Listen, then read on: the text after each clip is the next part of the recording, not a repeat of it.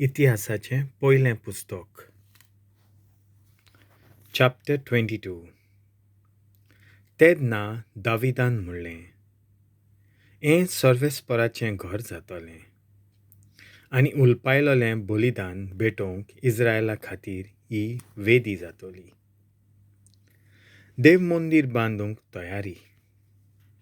इस्रायल देशांत आसलोल्या विदेशांक एकठांय करून दाविदान हुकूम घालो. सर्वेस्पराचें घर बांदूंक तांचे मदले फातर कातरपी विंचून काडले. दाविदान दारवंट्यांच्या दारांक आनी जोड्यां खातीर खूब लोखंड तयार केलें. तशेंच तोळूंक जायना तितलें तांबें, तशेंच मेजूंक जायना तितलें देवदार रुखाचें लांकूड. हें लांकूड सिदोनांत आनी तिरांत रावपी लोकांनी दाविदाशी हाडलोलें. दाविदान म्हणलें, सोलोमोन म्हजो पूत सद्याक ल्हान आनी अनुभव नासलोलो आसा आनी एक घर जें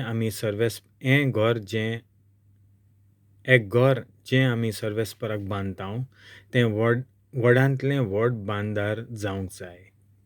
ताचें नांव आनी ताची किर्ती सगळ्या देशांनी विस्तारूंक जाय. आतां हांव ताचे खातीर तयारी करतलों. म्हणटच आपल्या मरना आदीं दाविदान जायती तयारी केली. तेन्ना ताणें आपल्या पुताक सोलोमोनाक आपयलो आनी सर्वेस्परा इस्रायलाच्या देवा खातीर एक घर बांदूंक ताका आज्ञा दिली. दाविदान सोलोमोनाक म्हणलें, म्हज्या पुता सर्वेस्परा म्हज्या देवा खातीर एक घर उबारूंक म्हाका काळजांत थावन खुशी आसली. पूण सर्वेस्पराचें उतर म्हाका अशें आयलें, तुवें जायतें रगत वारयलां आनी तूं व्हड झुजां झुजला. म्हज्या नांवा खातीर तुज्यान एक घर बांदूंक जावचें ना, कित्याक तुवें प्रितुमेचेर म्हजे नदरे मुखार जायतें रगत वारयलां. पळय, तुका एक पूत जल्मतलो. तो एक शांत मनीस जातलो आनी सगळ्या वाटांनी ताच्या दुस्माना कडलो निवारून हांव ताका शांती दितलों. ताचें नांव सोलोमोन जातलें आनी ताच्या काळार हांव इस्रायलाक शांती सवस्काय दितलों. तो म्हज्या नांवा खातीर एक घर बांदतलो. तो म्हजो पूत आनी हांव ताचो बापूय जातलों. आनी इस्रायला वयर ताची राजवट हांव सरकालाक स्थापतलों. आतां म्हज्या पुता, सर्वेस्पर तुजें सवें आसूं आनी ताणें तुजे विशीं बासायलां तशें सर्वेस्परा तुज्या देवाक एक घर बांदूंक तूं तो येस दिवं. सर्वेस्परा तुज्या देवाची आज्ञा पाळचे खातीर सर्वेस्परूच तुका जानवाय आनी समजिकाय आनी इस्रायला विशीं आज्ञा दिवं. मोइजेसाक दिल्ले उपदेश सांबाळशी जाल्यार तुका येस मेळटलें. अखोंड आनी काळजीदार जा.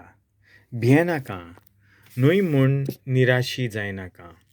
हांवें दूख कश्ट करून सर्वेस्पराच्या घरा खातीर 35 लाख किलो भांगार आनी 3.5 क्रूट रुपें आनी तोळूं नजो तितलें इसपा भायर तांबें आनी लोखंड. तशेंच हांवें लांकूड आनी फातर तयार दवरल्यात. तुका जाय जाल्यार हाका तुज्यान आनीक चडूं येतात. त्या भायर खूब कामदार तुजे लागीं आसात. फातर कातरपी, गवंडे, थोंवय आनी दर एका वावरा खातीर तरेतरेचे कारीगीर.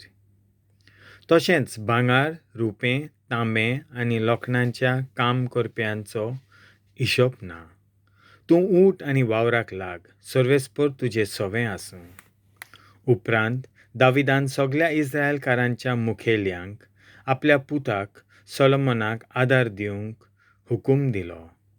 दाविदान तांकां म्हणलें, सर्वेस्पर तुमचो देव तुमचें मोदें आसलो न्हय. ताणें तुमकां सगळ्या वाटांनी शांती दिवंक ना.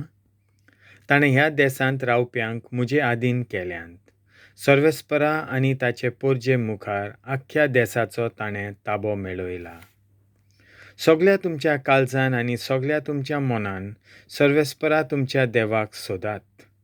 म्हणटच सर्वेस्पराच्या कराराची आगपेट आनी देवाच्यो सगळ्यो पवित्र वस्तू सर्वेस्पराच्या नांवा खातीर बांदलेल्या घरांत धाडूंक उठात आनी सर्वेस्परा देवाचें मंदीर बांदात.